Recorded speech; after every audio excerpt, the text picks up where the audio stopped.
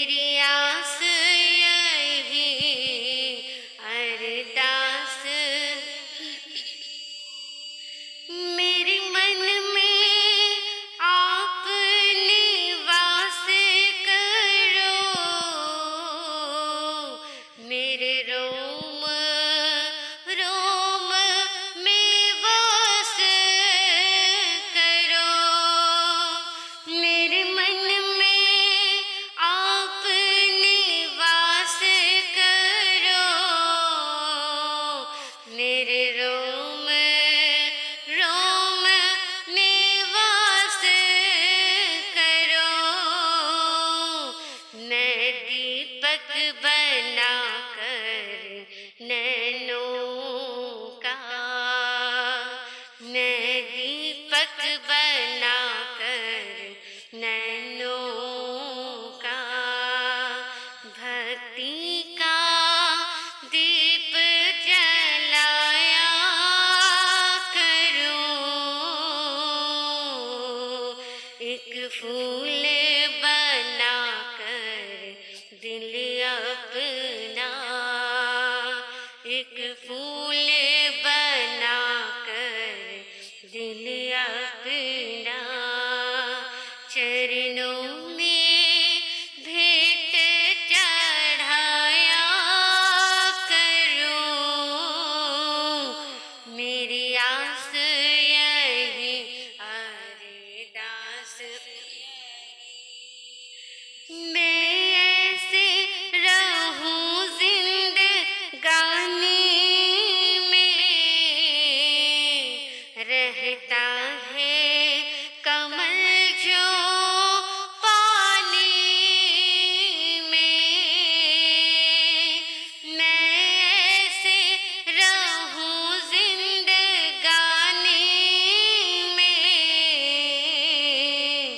रहता है कमल जो पानी में, हृदय में बसा कर प्यार तेरा, हृदय में बसा कर प्यार तेरा, हर प्राणी को कंठ लगाया करूं, एक फूल बना कर दिल अपना, एक फूल बना कर दिल अपना, चरणों में भेंट चढ़ाया करूं,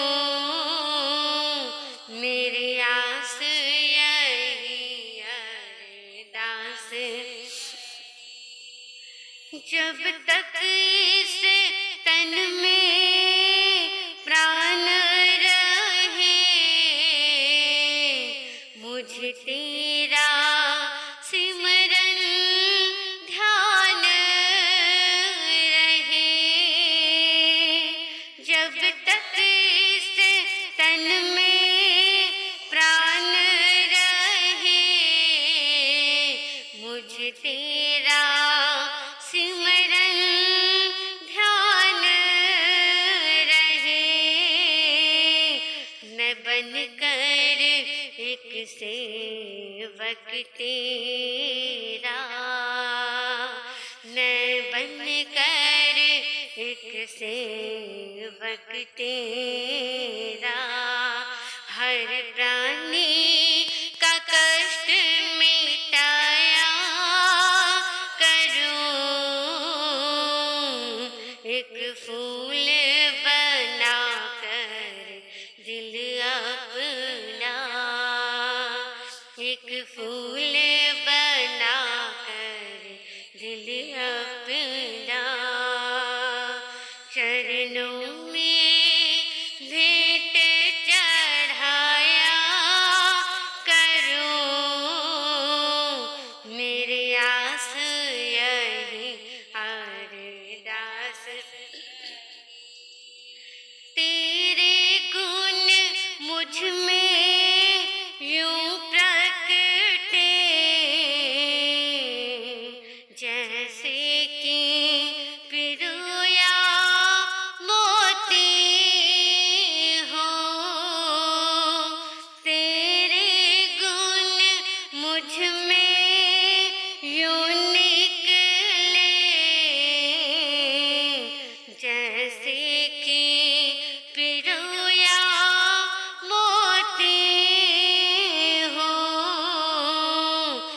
मैं धागा बनकर उसमें रहूं, मैं धागा बनकर उसमें रहूं, एक नाम की माला बनाया करूं,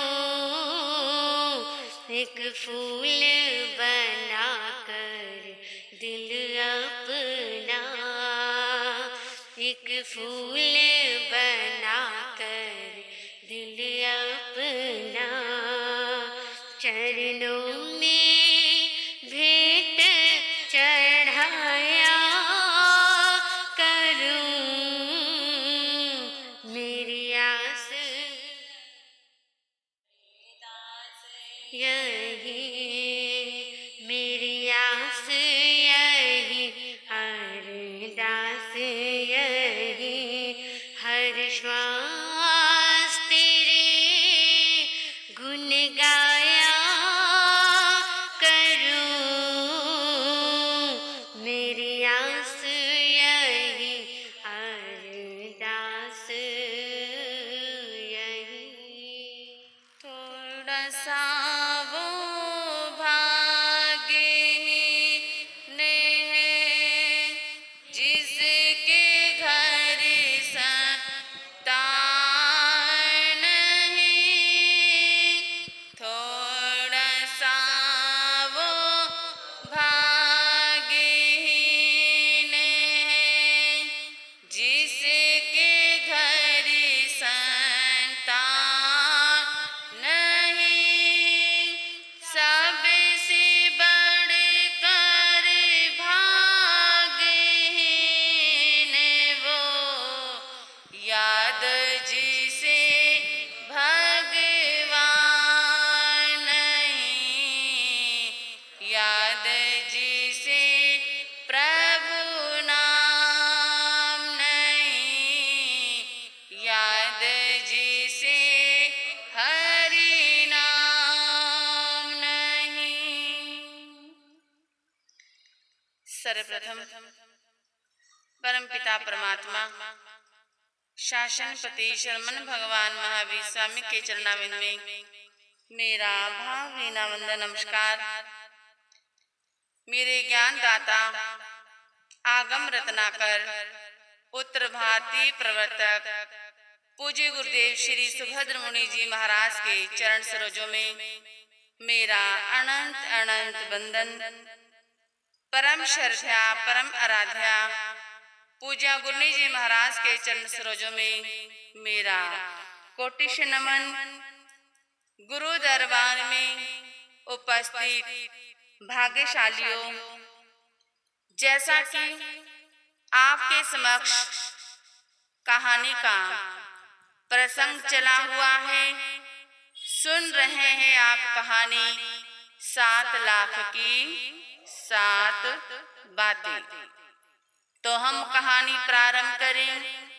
भजन की 2 पंक्तियां वही फिर से हम दोहराएंगे। सुनो सुनाओ दुनिया वालों, भाग्य की ये अजब कहानी, पुण्यवान जहाँ भी जाता वही पुण्यवानी। सुनो सुनाओ दुनिया वालों, भाग्य की ये अजब कहानी, पुण्यवान जहाँ भी जाता वही जाति पुण्यवानी। अब वो विजय कुमार, जिसे सन्यासी ने 1 नहीं 2 नहीं 7 बातें बताई थी, जिसमें की पहली बात है आशा का पिता और दूसरी बात है ममतामयी माता और तीसरी बात है होत की बहन। दो बातें तो उसने जीवन के अंदर आजमा ली है। तीसरी बात आजमाने के लिए वो चलता चलता बहन के ससुराल में पहुंच जाता है। नगरी के बाहर कुआं है, वहां पर बहन की दासी पानी भरने के लिए आई हुई है और विजय कुमार को भी बड़ी जोरों से प्यास लग रही है। वो भी पानी पीने के लिए कुएं पर पहुंच जाता है। दासी ने भी पहचान लिया कि ये तो मेरी रानी का भाई है और विजय कुमार ने भी दासी को पहचान लिया। अब विजय कुमार ने दासी को कहा कि तुम जल्दी से जाकर मेरी बहन को सूचना दे दो कि तुम्हारा भाई तुम्हारे से मिलना चाहता है। दासी ने ये सूचना रानी को दी। अब वो विजय कुमार की बहन कहने लगी कि मेरा कोई भाई नहीं है। दासी कहने लगी रानी, आप एक बार मेरे साथ महल की छत पर तो चलो, मैं आपको दूर से ही दिखा देती हूँ, आप पहचान लेना, मैं झूठ नहीं बोल रही, आपका ही भाई है। चली जाती है दासी के साथ छत पर। देखा कि विजय कुमार की हालत बहुत गंभीर हो रही है। तन पर अच्छी तरह से वस्त्र नहीं है और पैरों में जूते नहीं हैं और शरीर की हालत बिगड़ी हुई है। कहने लगी दासी, ये मेरा भाई नहीं है, ये तो मेरे पीहर से हमारे जहाँ जो नौकर रखा हुआ है, ये तो वहाँ का नौकर है। क्या ये बहन भाई का सच्चा रिश्ता है? क्या ये सच्चा नाता है? आज भाई की हालत ऐसी होगी तो वो बहन अपने भाई को नौकर बताने लगी। दासी बेचारी क्या बोलती, मन के अंदर तो सोच रही है, क्या संसार में ये सारे रिश्ते नाते पैसों के ही बने हुए हैं? पैसा है तो सब कुछ है, लेकिन अगर इंसान के पास पैसा नहीं है तो रिश्तेदारी भी खत्म हो जाती है। धिक्कार है, अरे हम जैसों की हालत तो ना जाने कब से ही ऐसी बनी हुई है। दासी भारी मन से उस विजय कुमार के पास गई और कहने लगी कि विजय कुमार, तुम्हारी बहन ने तुम्हारे से मिलने के लिए इनकार कर दिया। अब विजय कुमार पर क्या बीतेगी? क्या बीतेगी बोलो? अरे जिसके साथ बचपन बिताया, जिसके साथ हम हंसे खेले, सब कुछ हमने समय व्यतीत किया, क्या आज वो बहन मिलने के लिए इनकार कर सकती है? नहीं। विजय कुमार कहने लगा, दासी ये तुम झूठ बोल रही हो, मेरी बहन ऐसा नहीं कर सकती। मेरी बहन को तुमने अच्छे से नहीं बताया होगा। अगर मेरी बहन को पता चलेगा ना, वो तो मुझे दूरों से ही मिलने के लिए आएगी। दासी कहने लगी कि विजय कुमार, मैंने रानी को अच्छी प्रकार से महल की छत पर भी जाकर के दिखाया है और रानी ने कहा है कि ये मेरा भाई नहीं है, ये तो मेरे घर से नौकर आया है। उस समय विजय कुमार के हृदय में कितनी गहरी चोट लगी होगी, वो विजय कुमार ही इस बात को जान सकता है। लेकिन बहन की ममता फिर भी कहने लगा, नहीं दासी, एक बार कह दो, मेरी ओर से फिर से कह दो कि तुम्हारा भाई तुम्हारे से मिले बिना आगे की ओर नहीं जा सकता। एक बार तो आखिर मेरे से मिल ही लो। दासी फिर रानी से यही बात कहती है। रानी को फिर क्रोध आया, कहने लगी, दासी अगर तुम्हें उसकी ज्यादा ही कुछ है तो मैं तुझे भी घर से निकाल दूंगी। जब मैंने कह दिया कि वो मेरा भाई नहीं है।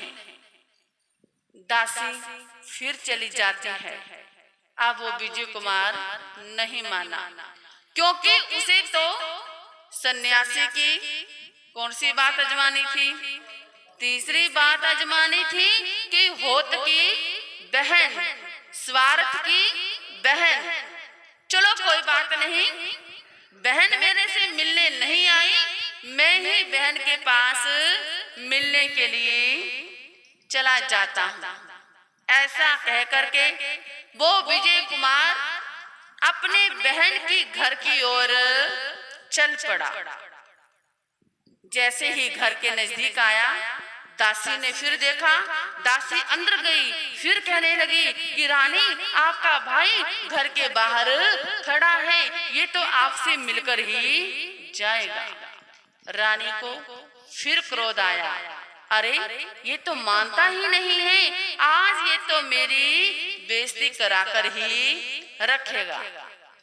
अब विजय कुमार को देखा और दासी को कहा कि इसे सही मार्ग से ना लेकर के जो पीछे हमारा पशुओं का तबेला है, इसे वहां पर जाकर के बिठा दो।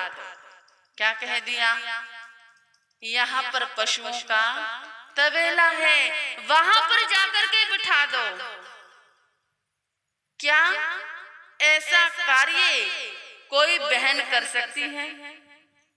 जिसके मन में स्वार्थ होगा, जिसके मन में सिर्फ एक पैसों के लिए ही इज्जत होगी, वो ही ऐसा कार्य कर सकती है। विजय कुमार चला जाता है, पशुओं के तबेले में बैठा है, चिंतन कर रहा है कि जिस बहन के साथ मैं महलों के अंदर रहता था, इकट्ठे हम रहा करते थे, खाते पीते थे, आज वही मेरी बहन जिसने मुझे पशुओं के तबेले में पहुंचा दिया। चलो कोई बात नहीं, ये मेरी बहन का कसूर नहीं है, ये सब मेरे ही कर्मों का कसूर है। जो ज्ञानवान व्यक्ति होता है, समझदार व्यक्ति होता है, वो दूसरों का कसूर नहीं देता, अपने कर्मों का ही कसूर निकालता है। अब विजय कुमार को बहुत जोरों से भूख लगी है। दासी से कहने लगा कि दासी मुझे बहुत जोरों से भूख लगी है, मुझे कुछ खाने के लिए चाहिए। जाओ मेरी बहन से जाकर के कहो कि तुम्हारे भाई ने कुछ खाने के लिए मांगा है। दासी ने ये बात रानी को कह दी। रानी सोचने लगी, चलो कोई बात नहीं।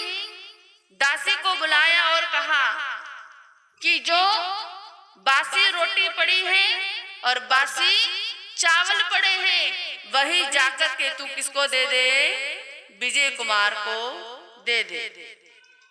अब जैसा रानी ने कहा, दासी ने तो वैसा करना ही था।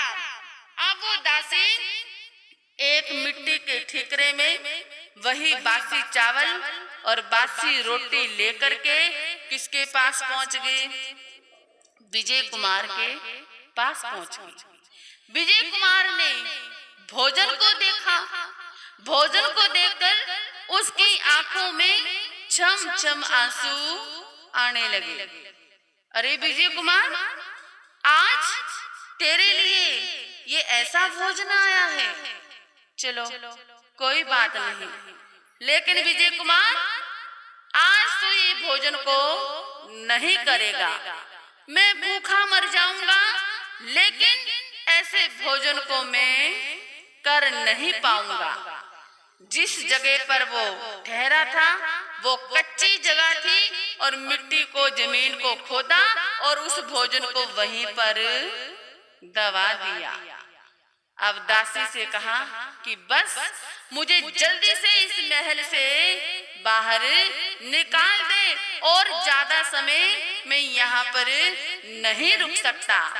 दासी ने विजय कुमार को महलों से बाहर किया और वो विजय कुमार वहां से चला गया। सोच रहा है कि आज मैंने बहन को भी अजमा लिया। अरे ये दुनिया का सब झूठा प्यार है, दुनिया का ये सब झूठा प्रेम है, आखिर में कोई भी किसी का नहीं है। क्योंकि कहा भी है, झूठी दुनिया का झूठा सब प्यार निकला, सगा समझा था वही दगाबाज निकला। झूठी दुनिया का झूठा सब प्यार निकला, सगा समझा था।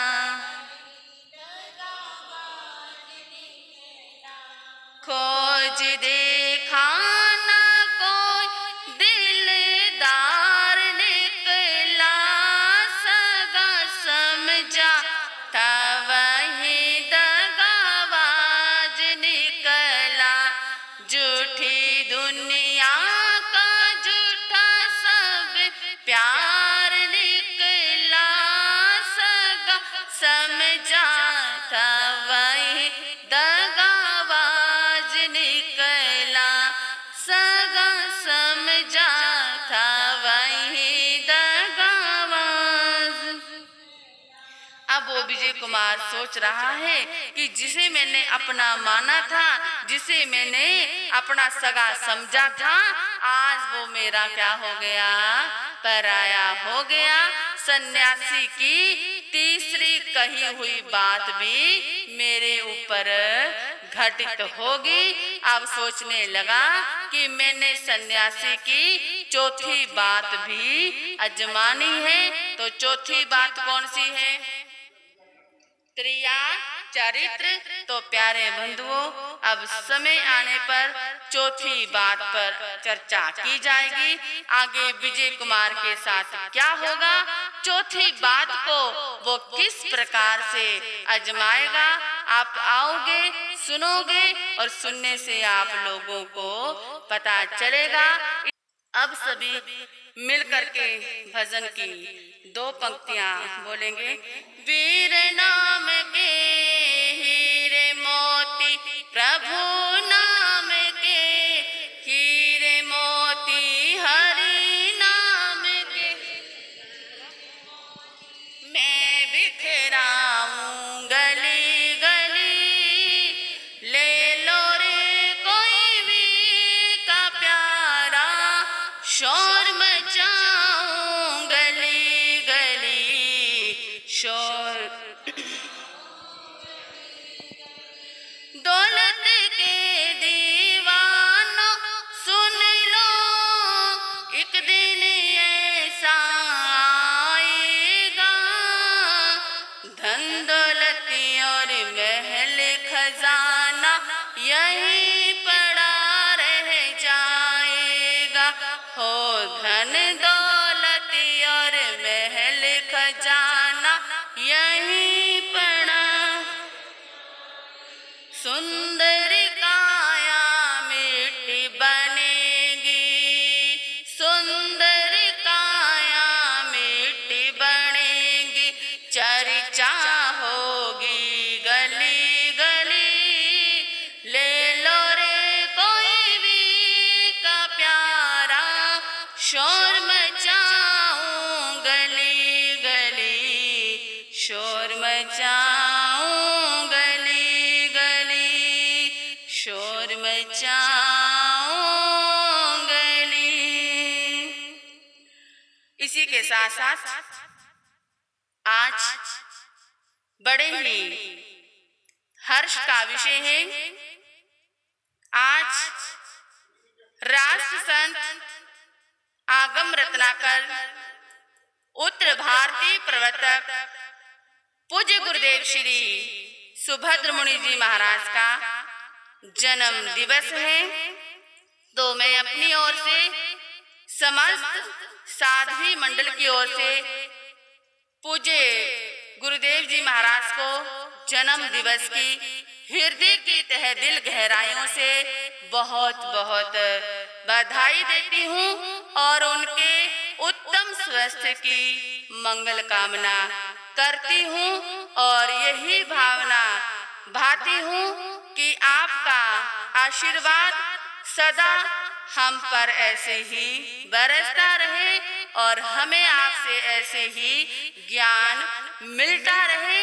यही हमारी क्या है, मंगल कामना है, यही हमारी सद्भावना है। वैसे तो हमने रविवार वाले दिन 15 तारीख को यहाँ पर जन्म जयंती क्या करनी है, गुरुदेवों की मनानी है।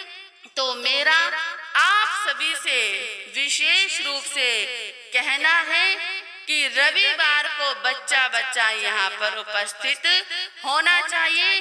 तो गुरुदेवों के उस दिन गुणग्राम किए जाएंगे कि किस प्रकार से उन्होंने दीक्षा भूमि तो उनकी क्या है जी, जींद ही है। तो ऐसे महान पुरुषों के गुणग्राम हम रविवार 15 तारीख को करेंगे। तो आप सभी ज्यादा से ज्यादा समाइके करें और साथ में बच्चों की समाइके भी करवाएं। हर रविवार की तरह उस दिन भी लकी ड्रा निकाले जाएंगे, क्वेश्चन आदि भी आपसे पूछे जाएंगे। इन सभी बातों का आपने विशेष रूप से क्या रखना है, ध्यान रखना है। और शनिवार को जो भी हमारे भाई बहन कर सकते हैं, एक दिन के लिए एकाशना तप क्या करें जी, उनकी जन्म जयंती के उपलक्ष्य में शनिवार को एकाशना करें और रविवार को गुणग्राम दिवस होगा। तो ये सब बातों का ध्यान रखना है। ध्यान करते हो। आज 12वें तीर्थंकर श्री वासु पूजे नाथाय नमः, श्री वासु पूजे नाथाय नमः सभी ने कैसी माला करनी है। और आज दूसरी माला गुरुदेवों का जन्मदिन है। श्री सुभद्र गुरुवे नमः, श्री सुभद्र गुरुवे नमः ऐसी सभी ने क्या करनी है, माला करनी है। हाथ जोड़े सभी गुरु के आगे से भगवतों के आगे से उसके नियम का प्रथा क्या आता है, मिलते बड़े काम अब सभी मिलकर के बोलेंगे, बोलिए शर्मन भगवान महावीर स्वामी, बोलिए चारी सम्राट पूज्य गुरुदेव श्री आत्मा राम जी महाराज की, आचार्य सम्राट पूज्य गुरुदेव श्री आनंद ऋषि जी महाराज की, आचार्य सम्राट पूज्य गुरुदेव श्री देवेंद्र मुनि जी महाराज की, वर्तमान आचार्य सम्राट डॉक्टर श्री शिव मुनि जी महाराज की, आगम रत्नाकर उत्तर भारतीय प्रवर्तक पूज्य गुरुदेव श्री सुभद्र मुनि जी, शासन प्रभाविका उपप्रवर्तनी पूज्य गुरुनी महासाध्वी श्री कैलाशवती जी महाराज की, संयम सिद्धेश्वरी महासाध्वी पूज्य गुरुनी श्री कुसुम प्रमा जी महाराज की, शमणी गौरव पूज्य गुरुनी महासाध्वी श्री शक्ति प्रभा जी महाराज की, जैन धर्म की, संसार के सभी महान पुरुषों की, श्री चतारी मंगलम अरिहंता मंगलम सिद्धा मंगलम साहू मंगलम केवली पुनतो धमो मंगलम, चतारी लोकमा अरिहंता लोकमा सिद्धा लोकमा साहू लोकमा केवली पुनतो धमो लोकमा, चतारी शरणं पौयामि अरिहंते शरणं पौयामि सिद्धे शरणं पौयामि साहू शरणं पौयामि केवली पुनतो धम्मं शरणं पौयामि, अरिहंता जी का शरणा सिद्धा जी का शरणा साधा जी का शरणा केवली पुरूपी दया धर्म का शरणा, ये चार शरण दुखी हरण जगत में और न शरणा कोई होगा, जो भवे प्राणी करे आचरण उसका